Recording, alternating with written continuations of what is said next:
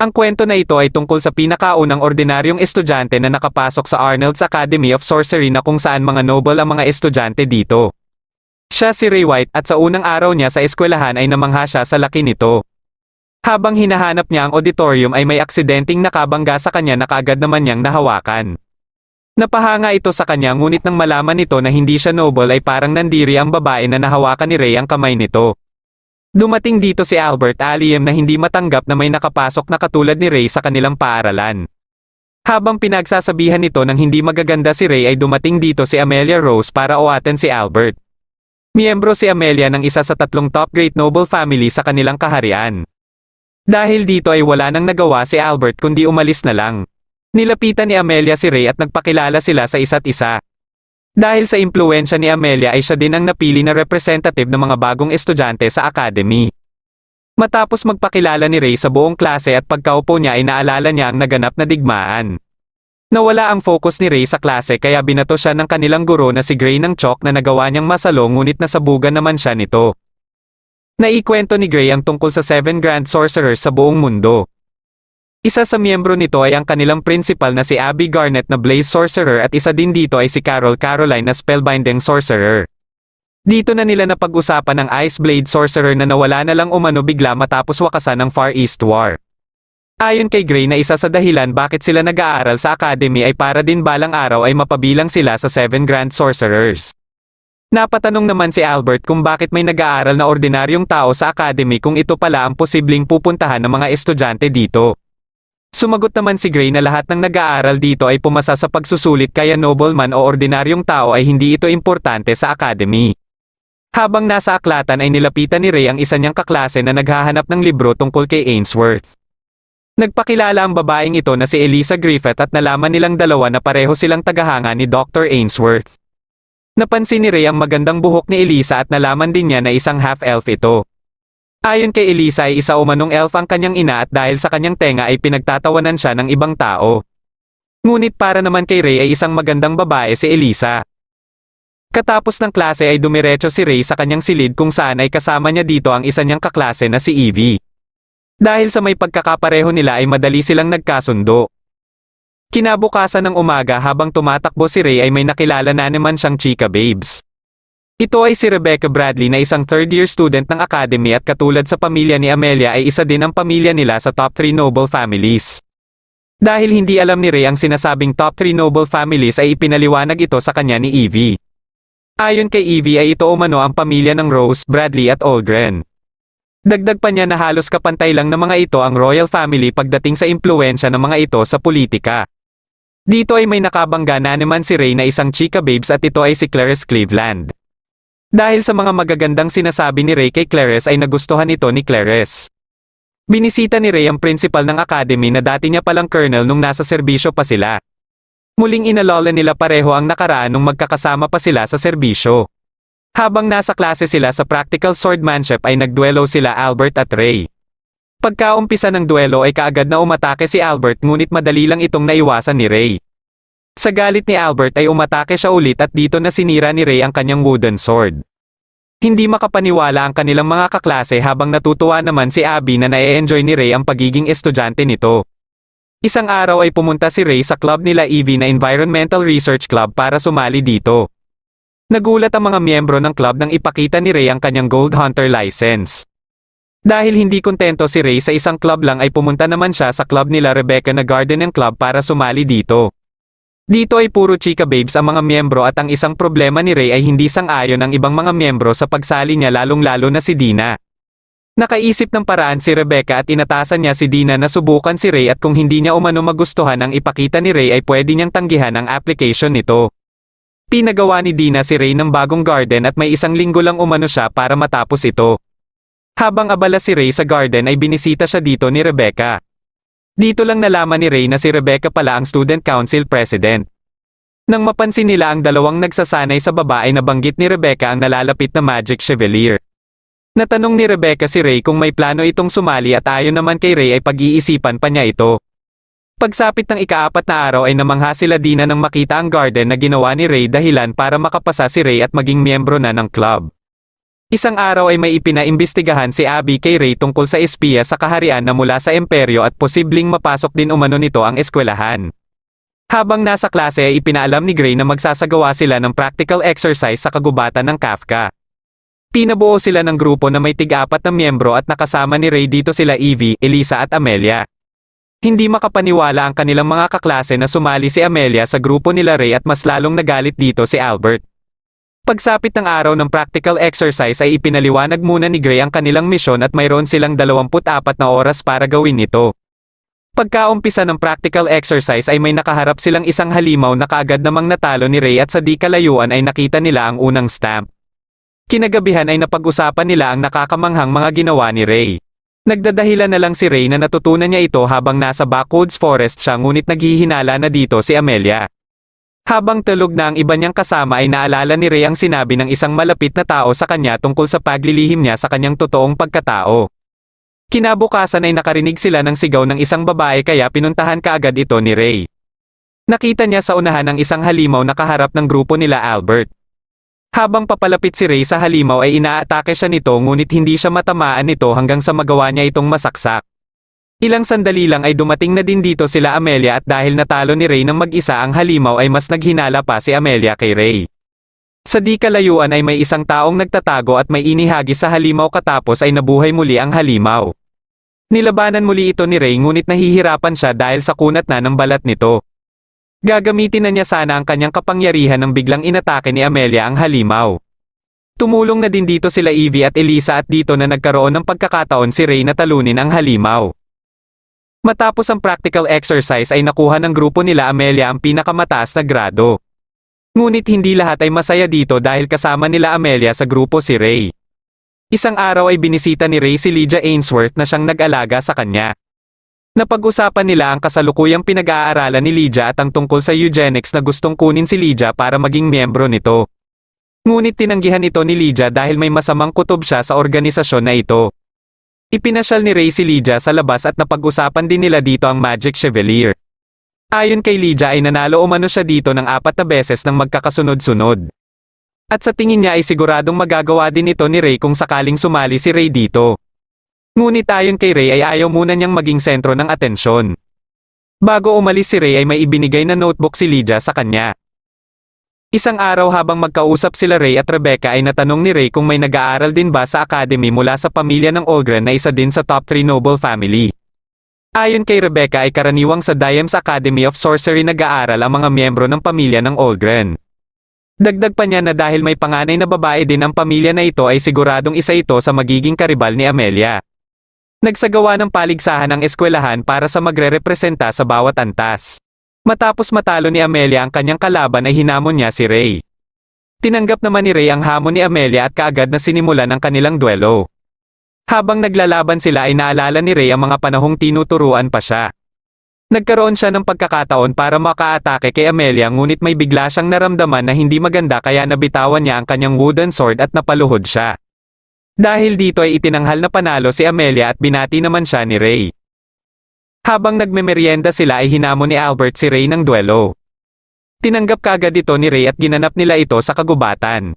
Napansin naman ni Clarice na may barrier na inilagay sa lugar. Nagulat sila na totoong espada ang gusto ni Albert na gamitin nila sa duelo. Umatake kaagad si Albert na naiwasan ni Ray at pinulot nito ang espada. Hindi nila alam na may isang tao dito na nanonood sa kanila. Napansin ni Ray na may hindi tama kay Albert at parang nadadala na ito sa sobrang galit. Gumamit si Albert ng fireball ngunit hiniwalang ito ni Ray. Umatake ulit si Albert ng mas marami pang fireball ngunit naiiwasan lang itong lahat ni Ray. Sa galit ni Albert ay ginamit na nito ang Febris Draco na madali lang ding hiniwan ni Ray. Dahil dito ay natulala si Albert at napaluhod na lang.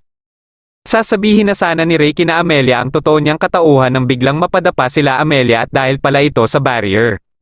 Dito na nagpakita sa kanila ang kanina pang nakamasid sa kanila at may kagagawan nito.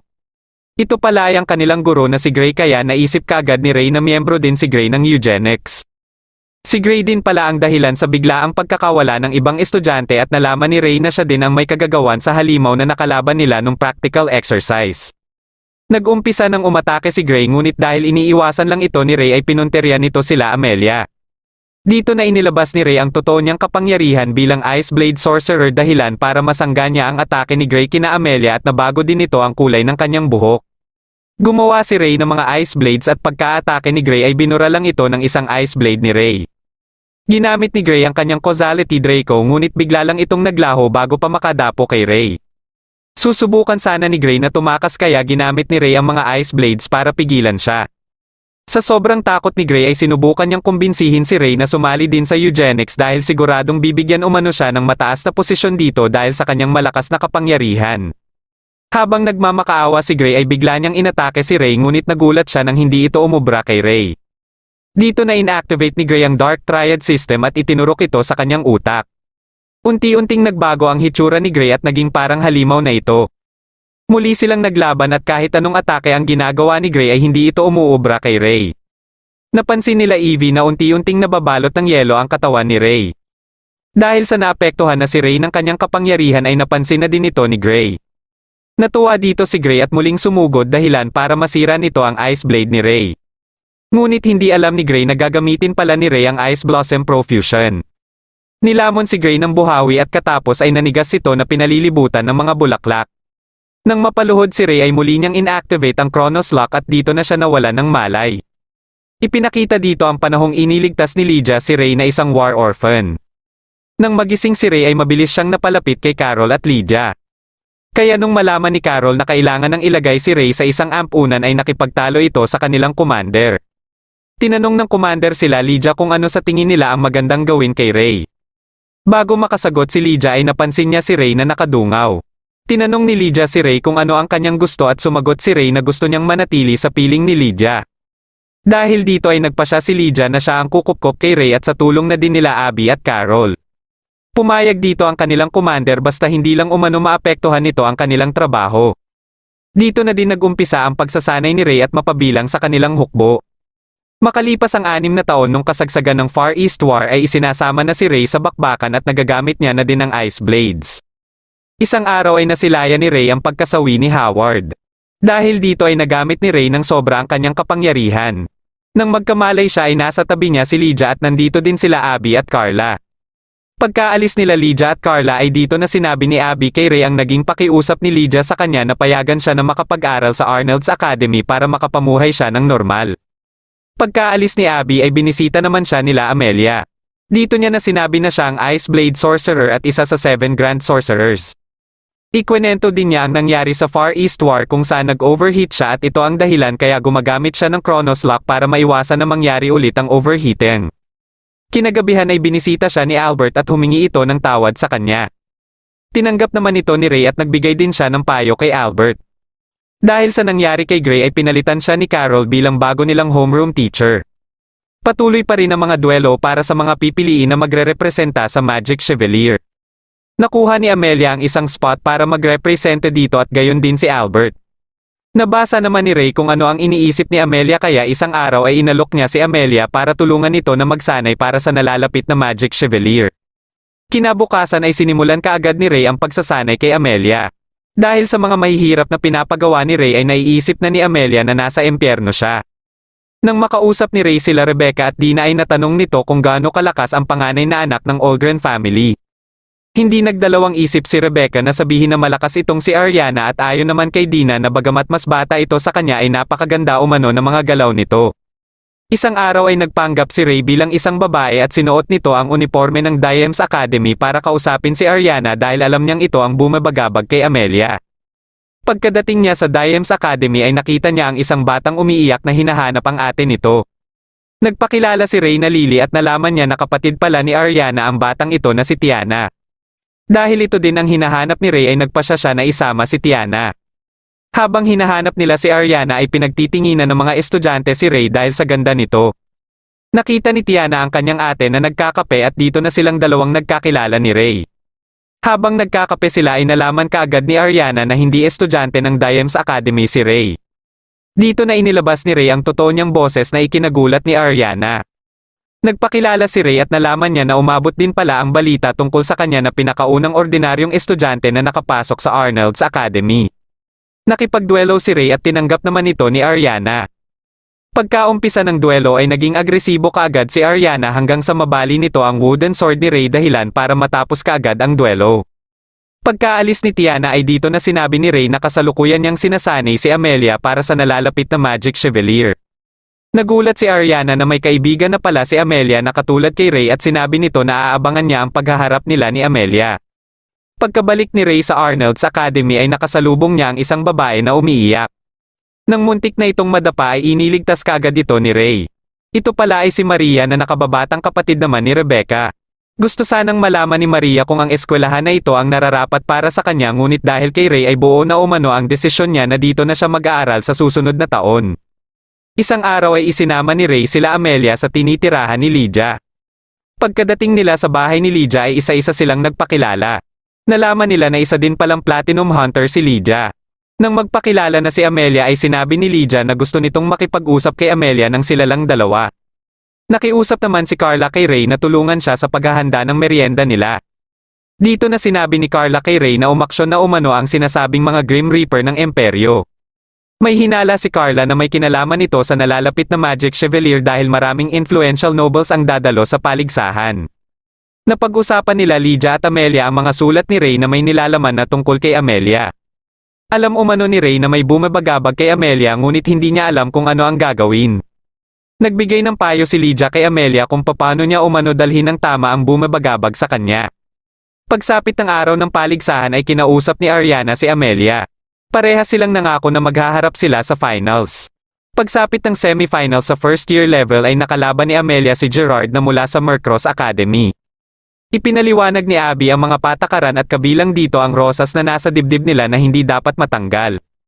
Pagkaumpisa ng laban ay unang umatake si Gerard na madali lang naiwasan ni Amelia. Pagkaatake muli ni Gerard ay may naapakan siya na nagdahilan para masunog ang rosas sa kanyang dibdib at dahil dito ay itinanghal na panalo si Amelia.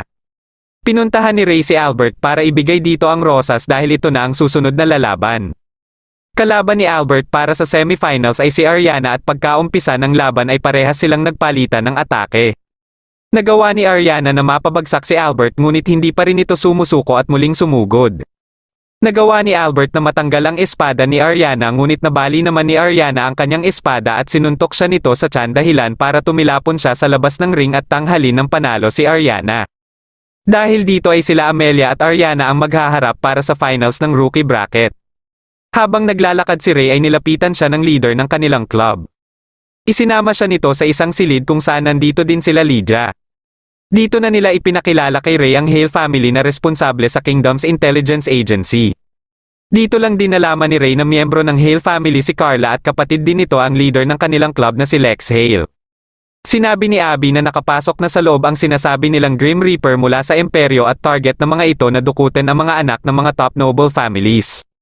Naatasan si Ray na magmatsyag sa paligid at posibleng makaharap niya ang mga ito dahil isa din siyang estudyante. Sa patuloy na pagdaraos ng paligsahan ay nakaabante na si Rebecca para sa finals. Kinausap nila Clarice si Ray tungkol kay Amelia dahil hindi pa umano ito lumalabas ng silid nito at may napansin din sila sa boses nito na parang nahihirapan. Biglang naagaw ang kanilang atensyon ng katatapos lang na laban dahil natalo ni Lucas Frost na mula sa Mercross Academy ang kanyang katunggali sa loob lang ng 2 segundo. Habang paalis na sa arena si Lucas ay nagkatitigan sila ni Ray. Kinagabihan ay pinuntahan ni Ray si Amelia sa silid nito para kausapin ito. Nang makapasok na si Ray sa silid ni Amelia ay dito na sinabi ni Amelia ang kanyang nararamdaman. Nahihirapan siya na mapanatili ang imahe niya bilang panganay na anak ng Rose family. Pakiramdam niya ay parang isa lang siyang ibon na nasa kulungan at tinatanong ang sarili kung bakit pa siya nabubuhay kung ganito lang palagi ang sakit na nararamdaman niya. Biglang sinabi ni Ray kay Amelia na pipilitin niya umanong mabuhay para makasama si Amelia at dahil dito ay napagaan ni Ray ang bigat na nararamdaman ni Amelia. Kinabukasan ay ginanap na ang final match sa rookie bracket. Napansin ni Lex ang liwanag na nanggagaling sa mga manonood at nagpaalam ito kay Dina. Habang papunta na si Amelia sa ring ay ipinaalam ni Lex kay Ray ang pagkawala ni Clarice at ng 8 pang ibang estudyante. Nagpasya si Ray na maghahanap siya sa baba habang si Lex naman ay pupuntahan muna sila Lydia at Carla. Pagkaumpisa ng laban nila Amelia at Ariana ay inihagis ni Ariana ang kanyang espada at inilabas ang kanyang kapangyarihan. Mabilis siyang nakapunta sa likod ni Amelia at sinuntok niya ito sa tiyan. Muli siyang umatake dahilan ng muntikan ng pagkahulog ni Amelia sa ring. Pagka-atake niya ulit ay dito na inilabas ni Amelia ang kanyang kapangyarihan. Nakita naman ni Ray sila Clarice na walang mga malay kaya nilapitan niya ito kaagad. Nang magising si Clarice ay may nakita silang interference spell. Dito na din nagpakita ang mga sinasabing Grim Reapers. Binuhat ni Ray si Clarice at nang makalayo sila ay pinakawalan na ni Ray ang kanyang kapangyarihan. Nilabanan ni Ray ang mga Grim Reapers at ginamit ng mga ito ang interference spell ngunit ginamitan lang ito ni Ray ng anti-material field. Habang patuloy ang labanan nila Amelia at Ariana ay may napansin silang kakaiba sa kanika nilang mga kapangyarihan. Ito pala ay epekto ng anti-material field ni Ray na kaagad nalaman ni Carol. Nang patakas na ang mga kalaban ay ginamit ni Ray ang Diamond Dust at natalo niya lahat ng mga kalaban. Dumating din si Lex para asikasuhin ang mga Grim Reapers kaya dali-dali sila Ray na lumabas dito para puntahan ang nagaganap na laban nila Amelia. Inilabas na ni Ariana ang buo niyang kapangyarihan at sa sobrang bilis at lakas niya ay nabugbog niya si Amelia. Nawawalan na ng pag-asa si Amelia ngunit pagkasigaw ni Ray ay biglang nailabas ni Amelia ang matindi niyang kapangyarihan. Ginamit ni Amelia ang butterfly effect kaya sa bawat natatamaan ni Ariana ang paru-paro ay bigla siyang nalilipat sa isa pang paru-paro. Ngunit hindi pa rin sumusuko si Ariana at nagpatuloy sa pag-atake hanggang sa nakakaranas na si Amelia ng mga senyales ng pag-o-overheat. Hindi ito naging hadlang kay Amelia at nagpatuloy ang kanilang laban hanggang sa huling atake nila. Nagising si Ariana na nakahiga sa mga hita ni Amelia. Matapos purihin ni Ariana si Amelia ay napaiyak na lang si Amelia. Itinanghal na kampiyon sa Amelia para sa rookie bracket ng Magic Chevalier. Sumapit na din ang araw para sa final match ni Rebecca at kalaban niya dito si Lucas. Pagkaumpisa ng laban ay ginamit ni Rebecca ang kanyang kapangyarihan ngunit gamit ang Afterglow Blackout ni Lucas ay hindi nakita ni Rebecca ang atake ni Lucas dahilan para matanggal ang rosas ni Rebecca. Dahil dito ay tinanghal naman si Lucas na kampiyon sa level nila. Nang magkasalubong sila Ray at Lucas ay nalaman kaagad ni Ray na si Lucas ang nagmana bilang Peerless Blade Sorcerer.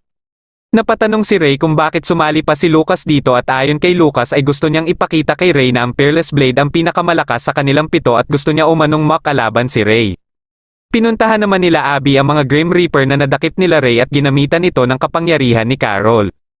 Nang tinatanong na ni Carol kung sino ang nag-utos sa mga ito ay isa-isa itong sumabog kaya wala silang nakuhang impormasyon.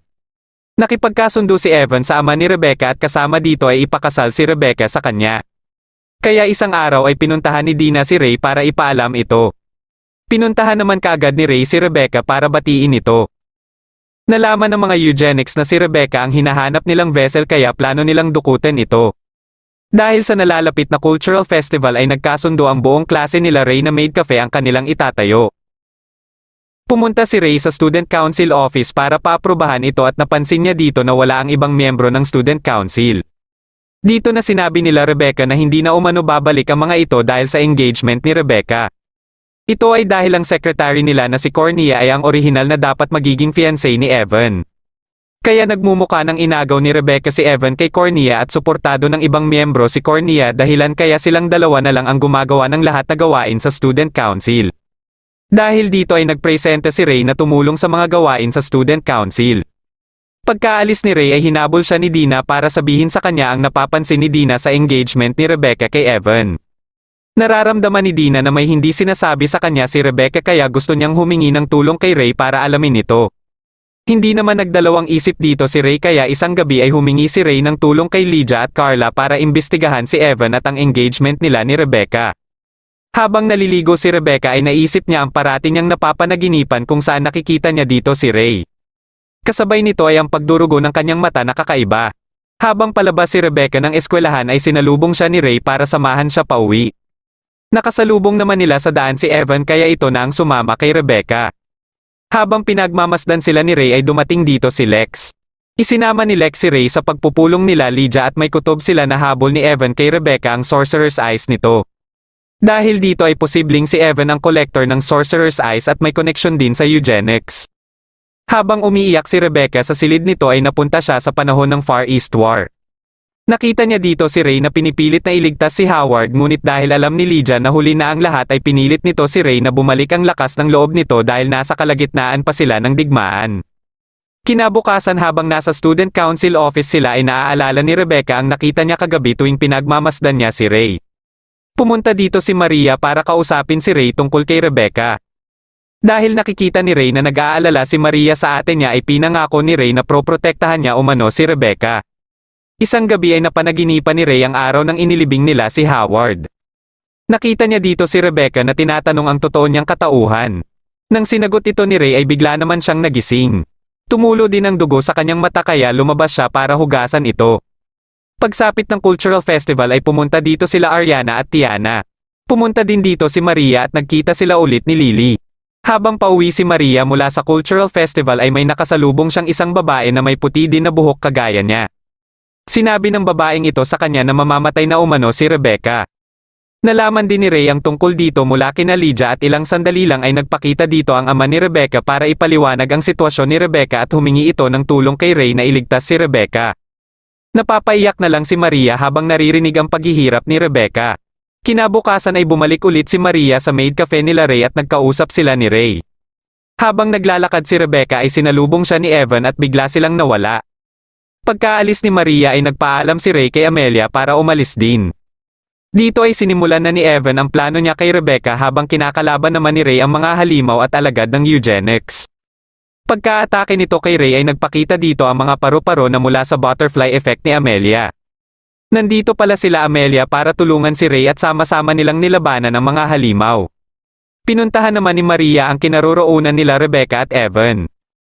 Matapos matalo nila Ray ang karamihan sa mga halimaw ay nagpakita na dito ang ibang kasamahan ni Evan at isa dito ay si Peretrago. Aatakihin sana nito si Amelia ngunit nasangga ito ni Ray. Umalis din sila kaagad dito kaya sinundan sila ni Ray.